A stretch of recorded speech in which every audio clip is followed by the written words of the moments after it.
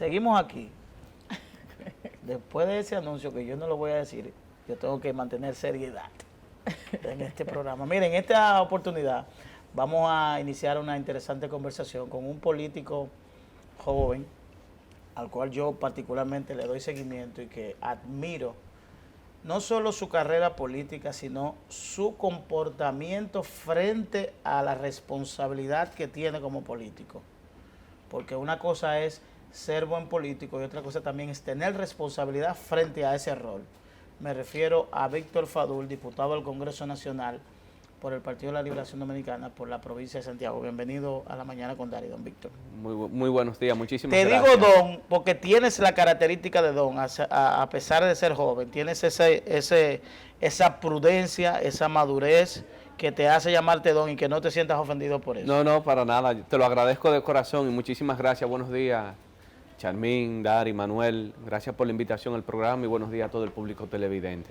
Yo tengo que hacer toda esa referencia porque en tu caso tú vienes de una familia política.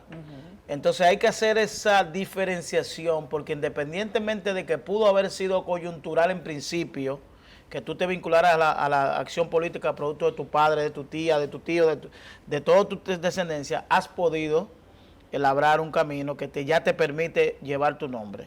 Por eso te hago la referencia. Y obviamente nuestra conversación para sacarla un poquito del ámbito personal, quiero preguntarte sobre tu posición relativa a los pronunciamientos y ataques que ha recibido tu compañero y amigo, don Abel Martínez, por desdecirse frente a su posición frente al tema haitiano. Bien, en primer lugar, agradecerte por la consideración hacia mi persona. Con mucha humildad me compromete a seguir trabajando con mucha responsabilidad por las creencias que uno tiene y sobre todo por el bienestar colectivo de la sociedad dominicana. Y con respecto a la pregunta del próximo presidente, Abel Martínez, es normal. Mira, yo lo que vi fue realmente unas palabras en búsqueda de consenso. En lo personal, a mí no me gustan las imposiciones y yo creo que en el mundo actual, la coyuntura y las circunstancias en que estamos viviendo, es evidente que nosotros necesitamos buscar consenso y sobre todo de la sociedad internacional por las crisis que estamos viviendo a nivel mundial. Y yo creo que se puede aplicar la ley sin maltratos. Yo creo que nosotros necesitamos el apoyo de todos los países, de toda la sociedad internacional, de los americanos, de los chinos, de los rusos, o sea, de todos, absolutamente de todo. Y el pronunciamiento del compañero Abel Martínez, única y exclusivamente, fue en búsqueda de un consenso, de que para aplicar la ley no hay que maltratar absolutamente a nadie, porque quieren enfocarse en un solo tema o en una sola nacionalidad, cuando en el país hay muchísimas nacionalidades que conviven con nosotros. Entonces, yo creo que hay que aplicarse la ley. Abel es un hombre que siempre ha sido abanderado del tema de la dominicanidad, eso no está en cuestión, no está en duda, pero también es el momento político que se está viviendo, un hombre que salió de una consulta exitosa, de un partido que la realizó por sí misma, sin la Junta Central Electoral estar involucrada, en una ola creciente, ascendiente. Es un candidato que gusta, que ha generado realmente una esperanza al pueblo dominicano de reorientar las políticas públicas y económicas que se han perdido en este gobierno. Entonces es evidente que los ataques, y es poco lo que estamos viendo, para lo que los días venideros nosotros estamos visualizando que van a venir en contra del candidato presidencial. A propósito de la aplicación de la ley que usted refiere, quiero aprovechar su condición de legislador y sobre todo de abogado, que estuvo muy vinculado con todo el proyecto de ley de extinción de dominio. ¿Cuál es su parecer? ¿Cuáles son sus consideraciones con el proyecto final que tenemos, con la ley que está pendiente de vacación legal para entrar en vigencia? Sí. ¿Qué opinión tiene al respecto? No, era una ley necesaria, aclamada por el pueblo dominicano, que personalmente estaba totalmente de acuerdo y nuestro partido de igual forma estaba totalmente de acuerdo y las instrucciones que nos dieron, era miembro de la comisión bicameral que estudió el proyecto, pues era apoyar la ley, pero siempre y cuando se ajustara al texto constitucional, que era una de las situaciones que se presentaban en ese momento, tema de la retroactividad de la ley, tema de perimir la acción, una serie de elementos, pero yo creo que es necesaria, debe de entrar en los próximos meses ya en vigencia la ley.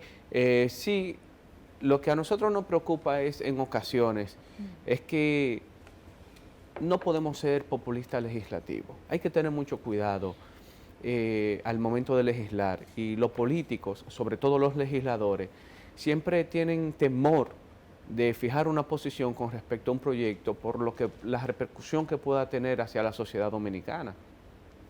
Pero desde nuestra óptica era una ley importante, y lo que necesitamos es que al momento de aplicarse se aplique con justicia, con responsabilidad y con seriedad. Y lo que nosotros queríamos prevenir, y gracias a Dios pudimos lograr el consenso, que ahí el presidente Alfredo Pacheco jugó un papel fundamental, porque del Senado nosotros recibimos realmente una ley que nosotros no firmamos el informe de la Comisión Bicameral, una ley que para atropellar realmente era la intención que se tenía a ciertos sectores políticos de la vida nacional. Pero mira, nosotros tenemos una consideración, y perdón, Chamil, que te interrumpa, porque queremos hacer un llamado de prevención, tal vez por un nivel de experiencia que tenemos comparada con Colombia. Exacto. Y experiencia que hemos tenido con los principales actores de ese país. Y es lo siguiente. Número uno, la ley te establece como derecho, como titularidad, el simple aparente titular. O sea, te está llamando que tú eres un aparente titular, lo que te quiere dar a la conclusión de que tú vas a ser un verdadero propietario de algún bien, ya sea bien mueble o inmueble, cuando tú pases por el proceso de extinción de dominio. Eso nos llama mucho la atención. Número dos, cuando te habla de buena fe, en sus definiciones conceptuales, valga la repetición de la propia ley, te habla de un deber objetivo, exento de dolo y con toda razonabilidad, pero no te da un parámetro como te da la ley de lavado de activos para hacer una debida diligencia. Y por eso es que, por ejemplo, en Colombia han tenido que hacer algo que se llama el estudio de títulos, donde hay que buscar desde el primer propietario después del proceso de saneamiento inmobiliario hasta el último, para ver que nunca han estado vinculados con ninguno de los hechos delictivos que establece la ley, que bastantes son, incluyendo hasta propiedad intelectual, algo que es inédito, digamos que en la región, porque ni siquiera México. Y tercero, nos llama mucho la atención que en Colombia hay menos de 30 procesos que han sido solucionados en más de 30 años que tienen, teniendo ellos el primer código de extinción de dominio. Y cuando yo refiero más de 30 procesos, menos de 30 procesos cerrados, la gente dirá, son pocos procesos. No, lo que pasa es que hay más abiertos. Entonces ahí que me entra la incertidumbre de que esta se puede utilizar como una herramienta para mantener a ciertas personas en un estado de insostenibilidad, de inseguridad jurídica, por no culminar el proceso a pesar de los plazos que establece la ley, que estamos claros que ningún plazo en este país se cumple. Entonces, con relación a eso, a la no existencia para poder probar la buena fe de mecanismos en la República Dominicana, ¿cómo vamos a enfrentar eso? ¿No han pensado en prever con algún reglamento adicional, con alguna modificación? Porque se ha advertido en un sinnúmero de ocasiones esa situación, porque aquí nada más tenemos certificación de estado jurídico de inmueble. Eso no te garantiza a ti que el inmueble de alguna forma esté afectado o no por un vicio de criminalidad, o una certificación de IPI, o no unos antecedentes penales. ¿Qué va a hacer el ciudadano normal y común? Ir a cada distrito judicial o departamento judicial de la República Dominicana a solicitar solicitudes de apoderamiento, a ver si esa persona tiene algún tipo de antecedente penal. Eso no va a haber forma de hacerlo. Entonces, ¿qué tratamiento le vamos a dar? Mira, yo comparto el criterio tuyo. Lamentablemente en el Congreso hay un refrán que reza es que no hay leyes perfectas, hay leyes posibles. Porque consensuar con 190 legisladores en el tema en el caso específico de la Cámara de Diputados es muy difícil, es muy tedioso, sobre todo con los actores políticos que inciden en el sistema. Llegar al consenso no es fácil. Por otro lado, tienes los senadores.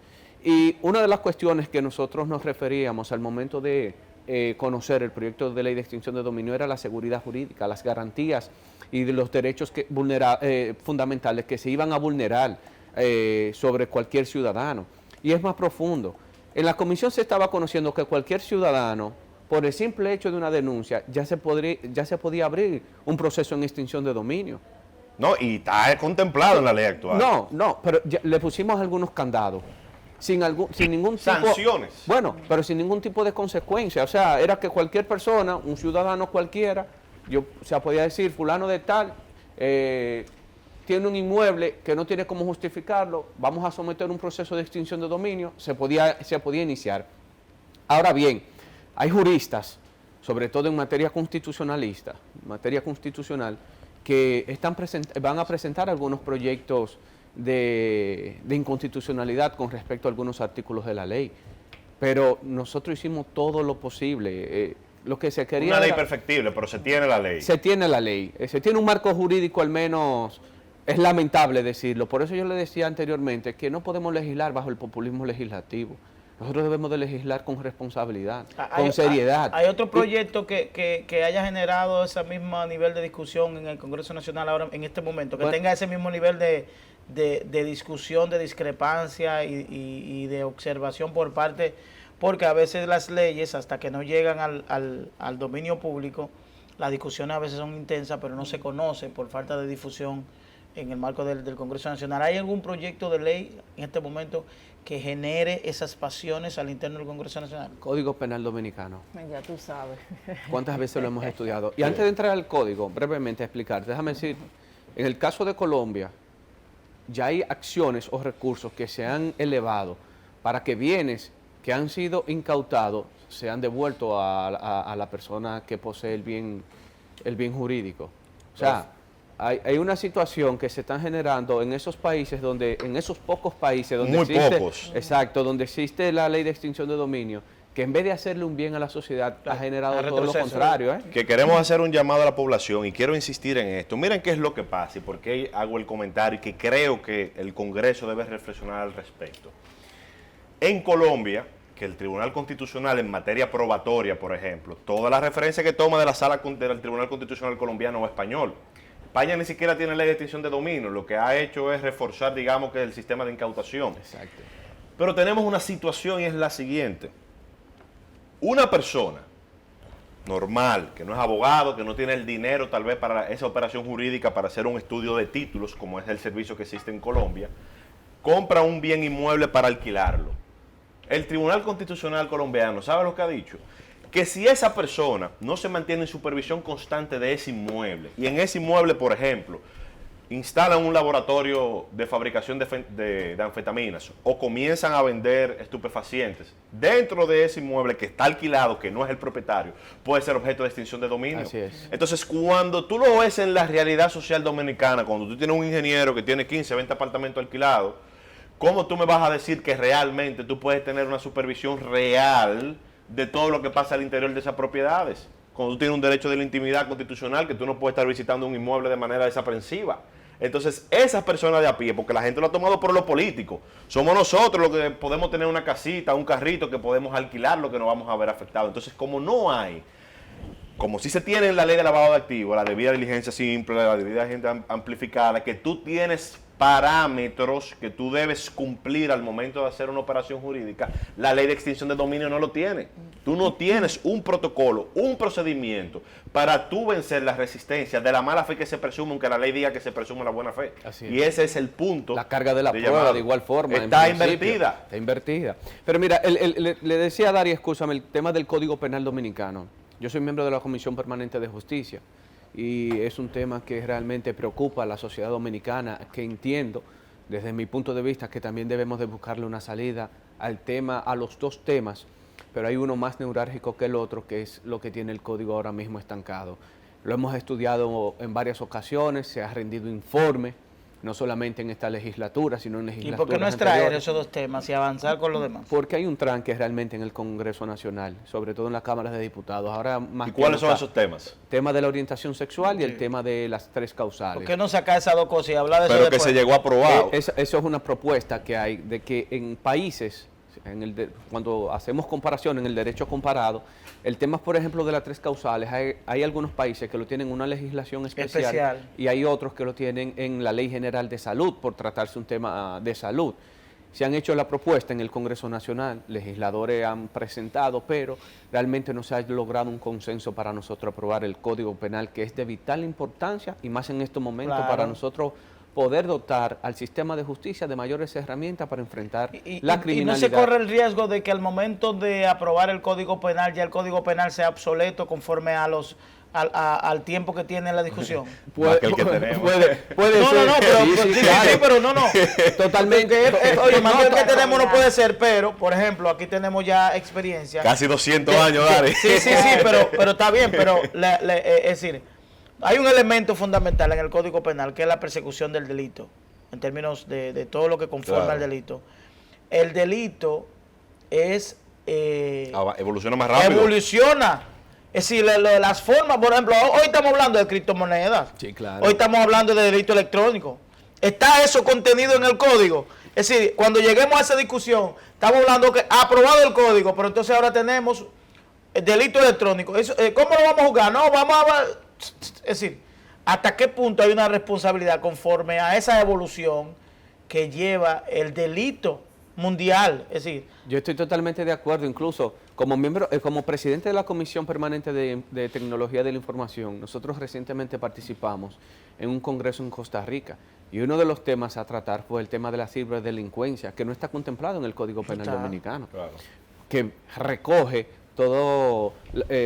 toda esa los visión delitos electrónicos, de la difamación a través del tema de, el tema de las redes sociales. Incluso situaciones que se dan día a día hasta con nuestra familia, por ejemplo, ¿cuántas a través de las redes sociales? Claro, la a través protección de la integridad del buen nombre. Pero, Eso, recientemente aquí estamos en San- hablando de... La Fiscalía de Delito Electrónico hace magia para subsumir la situación. Oye, pero- que necesita mayor apoyo de Claro. igual forma, el DICAT también de igual forma. Entonces, yo lo que creo es que la sociedad dominicana debe de empoderarse con el tema del Código Penal Dominicano, exigir que se apruebe el Código Penal Dominicano y vamos a ponernos de acuerdo con esos temas, que realmente nosotros no podemos estancar un código de vital importancia por dos temas que podemos buscarle una solución alternativa. Pero una Víctor. pregunta, ¿cree usted que ese código que se aprobó en el 2015, que contemplaba las 3 causales, lo único que se iba a hacer era una regulación especial de sus procedimientos, cómo se iba a llevar a cabo, fue aprobado a propósito como si fuera una ley ordinaria y no orgánica? No, es que en ningún momento, o sea,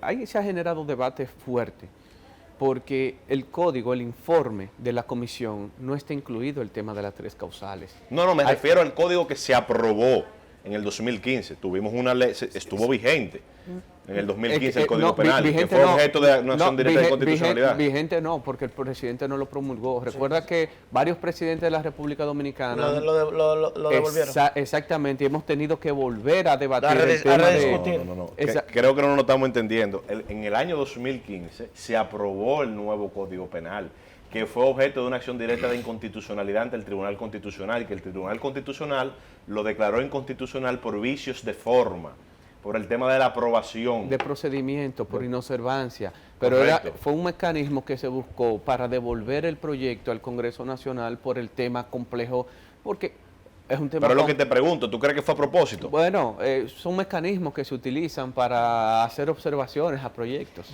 Víctor, la ley 05-13, reforma la ley 05-13. Para nadie es un secreto los trabajos que pasan, la cantidad de familias que no tienen para suplir las terapias de sus hijos, medicamentos. Los seguros no cubren este tipo de condiciones, dígase el autismo y otras discapacidades. Desde tus inicios como diputado has sido abanderado has impulsado esas iniciativas en beneficio de las personas con discapacidades. En el 2019, pues, presentaste un proyecto que se llamaba Mirada Inclusiva. ¿Cuál es la realidad? En estas últimas semanas hemos visto algunas situaciones que se han dado y por supuesto también las vistas públicas que se celebró en el Congreso. ¿Cuál es la situación real? Te lo digo como madre de un niño con una condición especial y realmente nuestro país necesita que esa ley pueda tener una reforma. Mira, totalmente de acuerdo. La ley 05-13 sobre discapacidad en la República Dominicana, mira, es un tema que yo me siento ser abanderado del mismo, por las situaciones y la vivencia que he tenido en las visitas que realizo en mis comunidades. Constantemente me mantengo visitando mis comunidades en Santiago y lo que puedo observar y ver es muy lamentable. Y en nuestro país aún estamos en pañal en esa materia.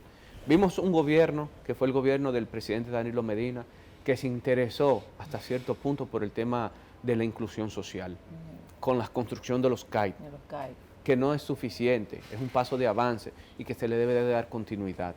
Ahora bien, ¿cuáles las cosas que a nosotros nos preocupan? Que esos niños y esas personas están desprotegidas, no se les garantizan sus derechos, no tienen asistencia del Estado Dominicano, la familia tampoco. Por ejemplo, en el presupuesto complementario nos llegó al Congreso Nacional que querían hacerle una disminución al presupuesto general del Ministerio de Educación. Nosotros le hicimos una propuesta. ¿Por qué no tomar partidas presupuestarias anualmente y destinarlo al tema de la educación inclusiva? Por ejemplo, crear las condiciones para que los niños puedan ser autosuficientes en los centros de salud. Capacitar a los maestros. Capacitación a los maestros, tecnificarlos. los médicos. Información a los padres también, Sí, porque a los padres hay que formarlos conforme a esa realidad. Sí. Pero darle asistencia psicológica Orientación, también a los claro, padres. claro. Pero mira, en las escuelas, por ejemplo, un niño con alguna condición de discapacidad física no puede valerse por sí mismo, porque No, nuestros no. planteles, lamentablemente, No tienen condiciones. no No hay tienen ni las saben. condiciones, pero las universidades tampoco. No. Pero en nuestras calles, tampoco. Pero en materia de educación, se puede tomar partida presupuestal del presupuesto para tecnificar a los maestros, psicólogos, orientadores y directores, para cuando vean un comportamiento de un niño puedan referirlo a un centro donde se le haga una evaluación. Correcto. Crearle las condiciones al plantel escolar, que puedan ser autosuficientes los niños. Maestros sombra. ¿Cuántos maestros no hay nombrados en el Ministerio de Educación? Y están que por ahí. vemos constantemente a través de los medios nacionales que hay profesores que cobran sin prestar o sin laborar. Y la cantidad de personas que hay que necesitan esos maestros sombra, porque te cobran 25, 30 mil pesos un maestro sombra. Así mismo es, pero a una cosa, nosotros estamos segmentando a esos niños. Por ejemplo, en Santiago específicamente, en el distrito, la circunscripción número 3, Escuela Herminia Pérez, la gestión 2016-2020 se creó un aula que le pusieron a un aula inclusiva. Desde mi punto de vista no era Claro, eso es inclusiva. discriminación porque genera... ¿Y por qué no era inclusiva? Porque lo que hicieron es que los que niños los niños que tenían a condiciones... una condición en No, un no, aula. para- Eso es Fuera- segregación, Sí, claro. eso es segmentación, eso no es inclusión. No. Y nosotros debemos apostar a una educación inclusiva, a una vida laboral inclusiva. Incluso no se cumple Integración. ninguna de la ley, hay que integrar a los niños. ¿Por qué no apoyar de igual forma, por ejemplo, con presupuesto a esas instituciones que dan un servicio a los niños con alguna condición? Pero ni el transporte escolar está apto para esos niños que tienen alguna condición de discapacidad. Así es. No se les garantiza sus derechos. Las terapias, el seguro no se la cubre. Costosísimos. Tenemos que irnos ya, Víctor. Ay, Dios. Sí. Ahora hay Pero muchas yo tengo cosas dos que se preguntas antes quedan. de irnos. Ay, Dios, trátalo bien, que es amigo de nosotros. Pero el tema de la inclusión, déjame brevemente, nosotros estamos preparando un conversatorio en Santiago. Te dije que quiero que me invites, por Vamos a hacer una invitación y ahí le hago la invitación para después del conversatorio, el almuerzo puede ser en mi hogar. Aprobado. No como otros que ustedes dicen que lo invitan. Aprobado, y no. lo dijo en vivo. Claro, ahí está la prueba. Los diputados que no han invitado a toda parte. ¿Qué Dios que está diciendo este muchacho?